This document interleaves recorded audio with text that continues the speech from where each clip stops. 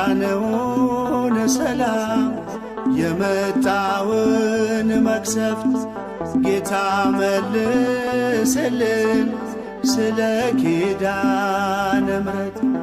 በቃችሁ በልና በምሕረት የንም ትችላለህና